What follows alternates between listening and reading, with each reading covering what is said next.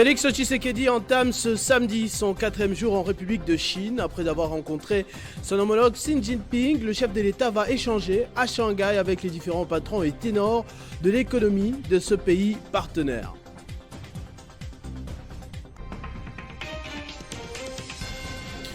Exclusivité Télé 50, comme vous le lisez sur notre bandeau défilant depuis vendredi soir. La star de la chanson Redi Amissi va se confier dans une émission spéciale avec Jean-Marie Kassamba au sujet de sa carrière qui totalise 40 ans aujourd'hui. Un rendez-vous à ne pas manquer. Un an après le moratoire donné par l'autorité urbaine, les taxis motos à Kinshasa ne s'exécutent pas, sans casque, sans plaque d'immatriculation. Ils continuent à faire le transport, se mettant en danger à chaque minute. Mesdames et messieurs, bonjour. Le président de la République séjourne en Chine depuis mercredi. Un voyage crucial pour son premier mandat auprès de ce pays partenaire de la RDC. Félix Tshisekedi a placé ce déplacement sous le signe du pragmatisme et compte regagner Kinshasa avec d'excellentes nouvelles pour le peuple. Pour l'heure, seuls quelques mémorandums d'entente ont été signés entre les deux parties. Comme pour le maréchal Mobutu en 1972, puis Joseph Kabila en 2015, la Chine sait dérouler son tapis rouge pour ses hôtes congolais. Félix Tshisekedi, qui n'ignore pas le rôle historique que le pays de Mao a joué en tout temps en République démocratique du Congo, s'est muni d'une délégation costaud, composée de près de 10 ministres ainsi que des membres de son cabinet pour redynamiser les relations bilatérales sino-congolaises. Ces derniers mois, le débat était très ouvert à ce sujet, ce que l'on a désigné il y a 15 ans comme le contrat du siècle a été réduit à de la colonisation économique selon les enquêtes de Jules Alingueté, le flic personnel de Félix Tshisekedi. Enfin, diplomate, ce ne sont pas en ces termes que le président congolais aborde son homologue chinois Xi Jinping. Il se vante d'abord des valeurs communes telles que la souveraineté et la défense des intérêts du peuple, avant de solliciter l'aide de la Chine pour obtenir des sanctions unanimes contre le Rwanda, voisin agresseur de la République démocratique du Congo. Membre permanent du Conseil de sécurité de l'ONU, la Chine, bien qu'également en contrat avec le Rwanda actuellement, s'est souvent placée du côté de la RDC lors des différents votes. Ces déplacements se voulaient le plus pragmatiques possible,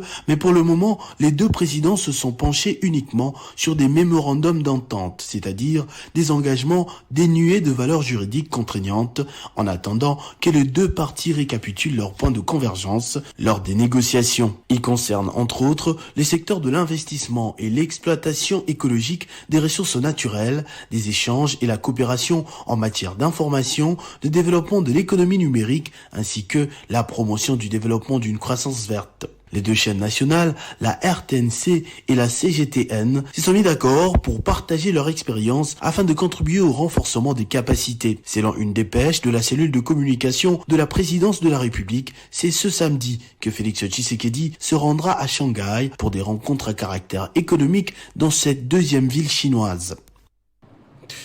Pendant ce temps, à Kinshasa, l'opposition accentue la pression. Il y a exactement une semaine aujourd'hui, elle a mis sa machine en marche pour faire entendre ses revendications, allant des conditions sociales et sécuritaires de la population à l'organisation des bonnes élections. Une opération étouffée sur les terrains par la police, mais bien gagnée sur le plan médiatique, comme vous le verrez dans cet élément. Sur le web congolais, cette semaine, la tendance était largement dominée par les événements créés par les 4 leaders de l'opposition. Samedi à Kianza, lundi dans les hôpitaux avant d'être rejoints par le président de la République, mardi dans le Congo central, jeudi en tentative de sit-in à Kinshasa et vendredi dans le Kwango et le Kwilu. On ne pouvait pas s'attendre à moins que cela quand on regarde les profils des ténors de ce mouvement. Le deuxième à la présidentielle de 2018, un ministre honoraire et élu charismatique de plus en plus influent dans les centres du pays, un premier ministre honoraire, celui-là même avec le record de longévité depuis Lumumba, ou encore l'ancien gouverneur du Katanga lorsqu'il était encore entier. À part Matata Ponyo, tous ont déjà au moins une fois fait alliance avec Félix Tshisekedi avant ou après son accession au pouvoir. Ce sont donc des adversaires maîtrisant mutuellement les points forts et faibles. Lors de toutes les manifestations de cette semaine, les 4 leaders de l'opposition ont bravé des interdictions des autorités, se livrant comme à Kianza à la fougue de la police nationale.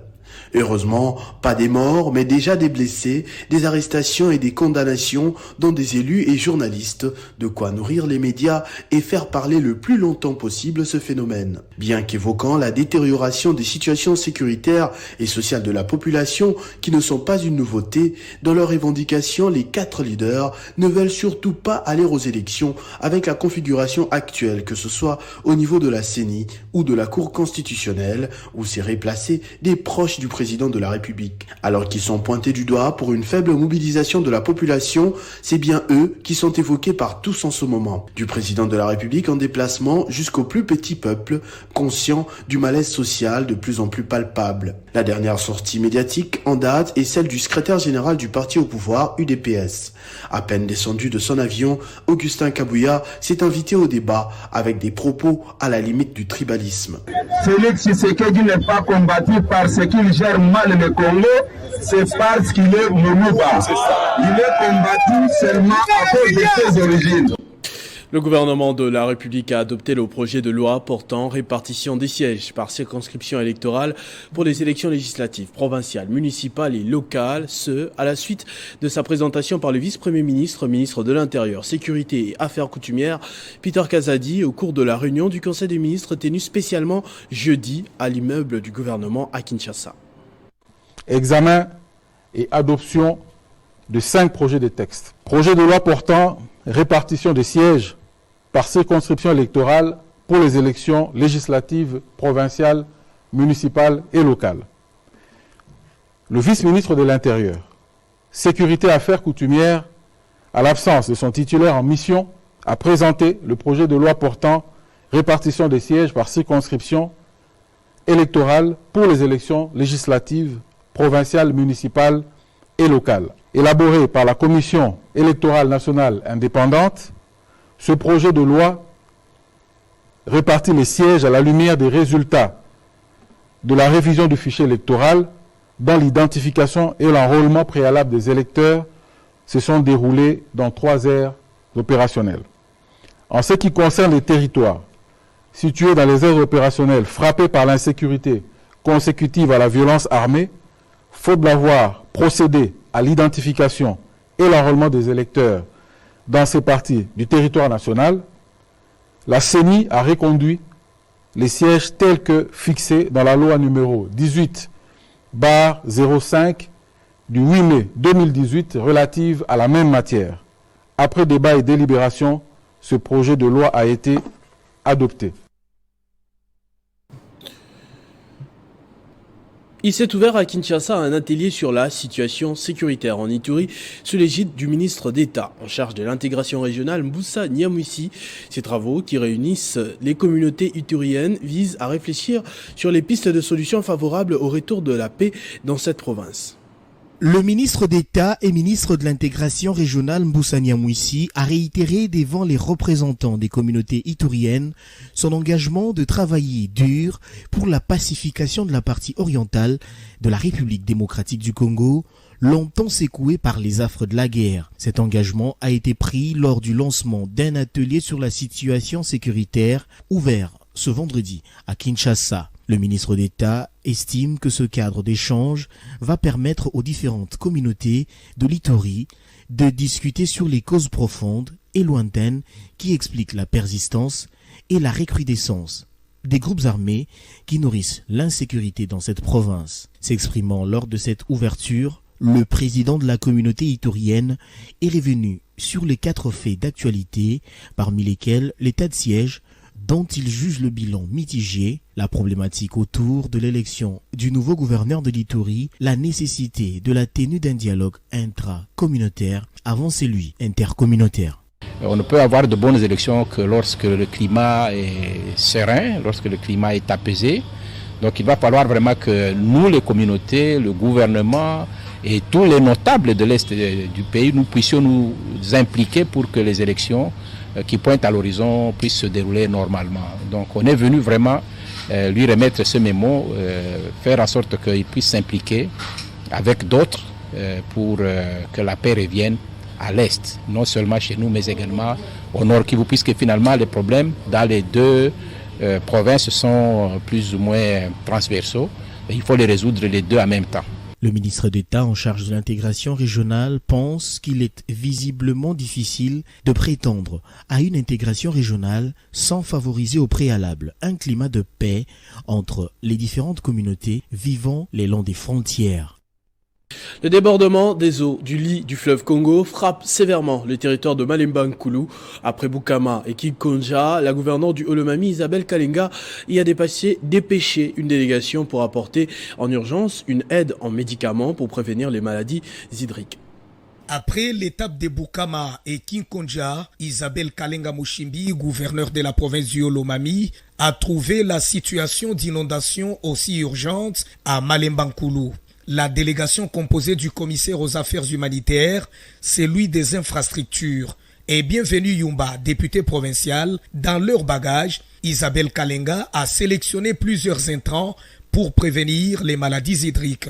L'administrateur des territoires de Malemba Nkulu a accusé réception de ces produits des mains du docteur Yves Kakompe, ministre des Infrastructures. Nous vous remettons ces produits du gouvernement provincial du Olomami, émanant de l'honorable docteur Yumba Kalenga Mushimbi, qui a voulu assister à ce jour les sinistrés des inondations dans les territoires de Bukama et de Malemba Nkulu, pour que l'on puisse assister tous ceux-là qui seront malades ou en guise de prévention d'autres maladies qui pourront survenir, telles que les épidémies. Le médecin directeur du centre de santé des références de Malemba Nkulu est reconnaissant envers le gouvernement Mushimbi. Tenons à remercier Madame la gouverneure pour les dons de médicaments. Nous vous promettons que nous allons faire bon usage au profit des sinistrés. Une intervention qui tombe à point nommé pourvu que maisons, églises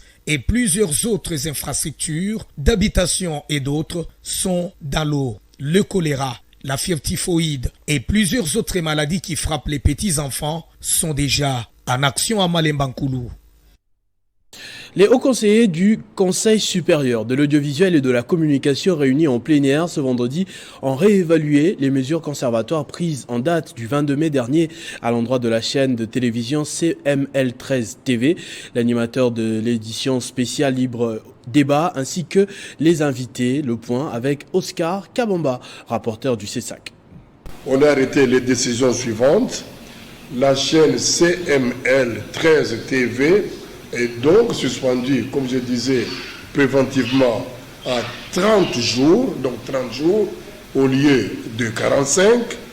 Le journaliste Louis-France Kouzikessa, lui, donc, reste en dehors de tous les médias, c'est-à-dire qu'il ne peut intervenir sur aucun média pour une durée de 90 jours. De même, ces deux invités, c'est-à-dire Mokebayi et Safou, et aussi subissent un embargo de 90 jours sur tous les médias émettant en République démocratique du Congo. À ce stade, le Conseil supérieur de l'audiovisuel et de la communication lance un appel à tous les médias qui émettent donc dans notre pays de coopérer pour la mise en application, de coopérer totalement pour la mise en application de toutes ces décisions. Un moyen de transport obligatoire, vu les embouteillages terribles de Kinshasa, mais également un moyen de transport qui peut vous coûter la vie. Un an après les moratoires lancés par le gouvernement provincial, les taxis motos ne semblent pas se plier. Ils continuent à se promener sans casque, sans plaque d'immatriculation, mettant leur vie et celle de leurs clients en danger. Dans une ville de plus de 14 millions d'habitants, le transport en commun est un casse-tête et les mototaxis assurent un rôle très déterminant pour les déplacements des habitants de Kinshasa. Mais les mototaxis ne sont pas faciles à gérer, rappelés plusieurs fois à l'ordre par les autorités provinciales de Kinshasa, ces derniers semblent faire la sourde oreille. Une année après la mesure prise par le gouvernement provincial sur le port obligatoire des casques pour les conducteurs et les clients et l'achat des plaques d'immatriculation, le constat fait sur terrain est que 3 motards sur 10 ont leur casque et la plupart des motos n'ont pas de plaque d'immatriculation. Moi j'ai une prescription médicale. Le médecin m'a déconseillé le port du casque parce que j'ai parfois de maux de tête. Ce n'est pas le casque que nous mettons qui nous protège, mais plutôt Dieu qui est le protecteur.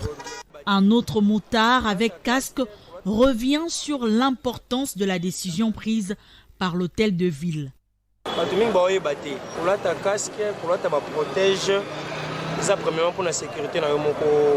Le port du casque nous protège contre les accidents, car si un véhicule méconnaît où j'ai tombé, ma tête n'aura aucun problème. Plusieurs observateurs constatent malheureusement que l'autorité provinciale n'a pas pour habitude de faire le suivi de l'application des mesures prises. On va suivre à présent ce message de l'autorité morale du mouvement citoyen et social Betonabeto, Mirogène Seka, qui salue l'implication de Jimmy Ngalassi dans la résolution du conflit entre les familles Coutinho et Ngalassi, justement, qui a duré plusieurs années. Il a profité de l'occasion pour inviter les fils et filles de Madimba dans le Congo central à œuvrer pour la paix. Aujourd'hui, nous sommes venus pour hausser notre voix, pour dire au chef de l'État que la confiance n'exclut pas le contrôle. Nous sommes consternés, nous, les Bas-Congo. Tout ce que les opposants disent ne sont pas à jeter. Aujourd'hui, les faits sont là.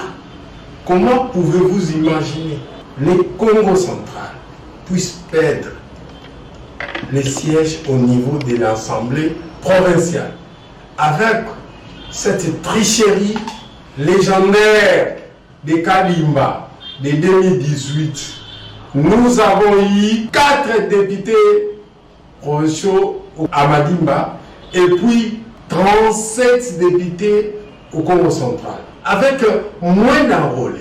Et aujourd'hui, avec Kadima, nous avons plus d'enrôlés et moins de députés. Monsieur le président de la République, Félix-Antoine Tshisekedi, c'est possible selon vous, selon ces gens-là qui vous entourent, et que la famille Ngalassi et Ferdinand Coutinho, c'est-à-dire le Congo central, et les grands Bandundu puissent se mettre d'accord.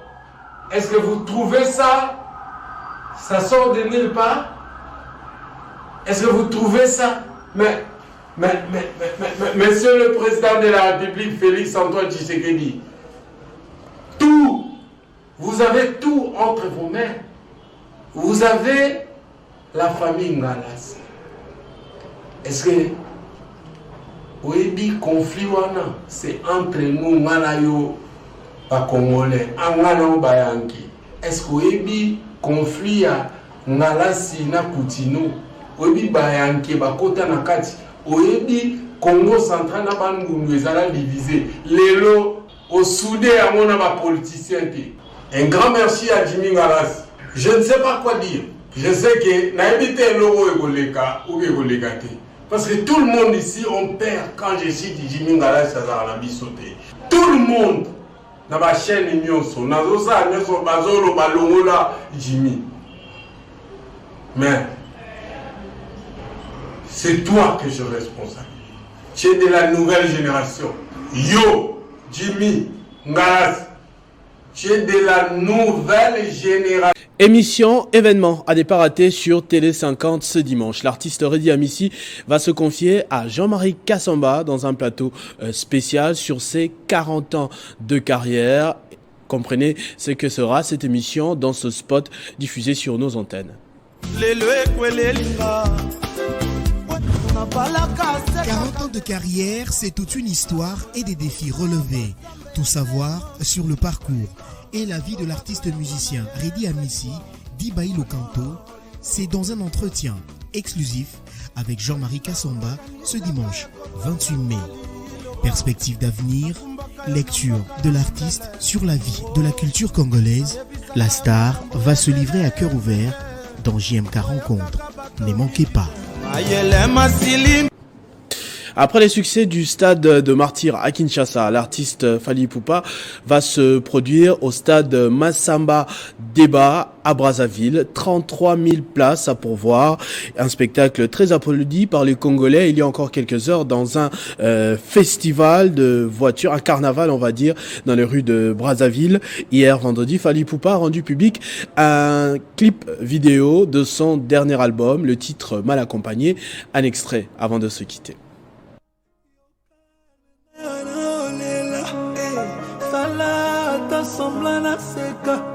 Naleli trop chérie, au secours, sauvez-moi.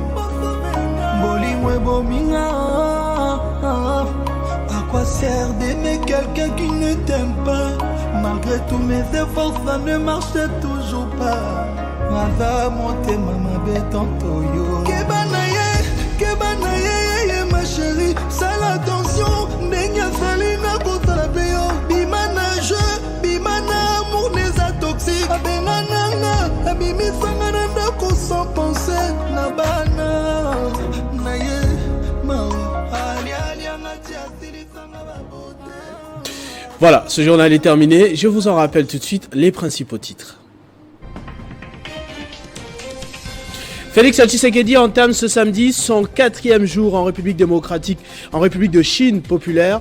Après avoir rencontré son homologue Xi Jinping, le chef de l'État va échanger à Shanghai avec les différents patrons et ténors de l'économie de ce pays partenaire. Comme vous l'avez suivi dans ce journal et sur notre bandeau défilant depuis vendredi, la star de la chanson, Redi Amissi, va se confier dans une émission spéciale avec Jean-Marie Kassamba au sujet de sa carrière qui totalise 40 ans aujourd'hui. Un rendez-vous à ne pas manquer. Un an après le moratoire donné par l'autorité urbaine, les taxis-motos à Kinshasa ne s'exécutent pas, sans casque, sans plaque d'immatriculation. Ils continuent à faire le transport, se mettant en danger à chaque minute. À tous et à toutes, merci de votre attention soutenue. Restez fidèles au programme de votre chaîne Télé 50. Vivez heureux, vivez 100 ans, mesdames et messieurs.